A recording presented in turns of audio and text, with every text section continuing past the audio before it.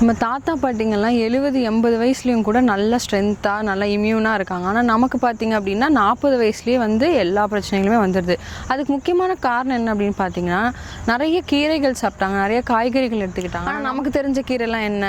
பால் கீரை, முருங்கைக்கீரை, பசலைக்கீரை, இல்லை சிறுத்தண்டு கீரை, இந்த மாதிரி தான் நம்ம ரொம்ப கம்மியான கீரைகள் தான் சாப்பிட்றோம். ஆனால் அந்த காலத்தில் அவங்க சாப்பிட்டது எல்லாமே பார்த்திங்கன்னா நிறைய கீரை வகைகள் தான் சாப்பிட்டாங்க. அதில் ஒன்று தான் பார்த்திங்கன்னா இந்த தவசி முருங்கைக்கீரை அப்படின்னு சொல்லக்கூடிய இந்த கீரை. சரிங்களா?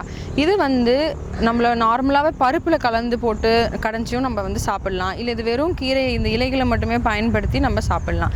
இது அப்படி என்ன வேலை செய்யுது அப்படின்னு பார்த்தீங்கன்னா, இது நம்ம உடலில் இருக்கிற நரம்பு சார்ந்த பிரச்சனைகளுக்கு ரொம்ப அற்புத மருந்தாக வந்து இருக்குது. இந்த கீரைகள் எடுத்துக்கிறதுனால நரம்பில் ஏற்படக்கூடிய அடைப்புகளாக இருக்கட்டும், இல்லை ரத்தத்தில் ஏற்படக்கூடிய இந்த கொழுப்புகளாக இருக்கட்டும், எல்லாத்தையுமே கரைக்கிற தன்மை வந்து இதுக்கு அதிகமாக இருக்குது.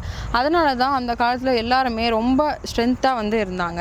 ஸோ இந்த மருத்துவ குணம் வந்து நிறையா இருக்குது. அது மட்டும் இல்லாமல் இந்த கீரையை சாப்பிட்றதுனால உங்களுக்கு போன் ஸ்ட்ரென்த்துக்கும் வந்து நல்லா ஹெல்ப் பண்ணும்.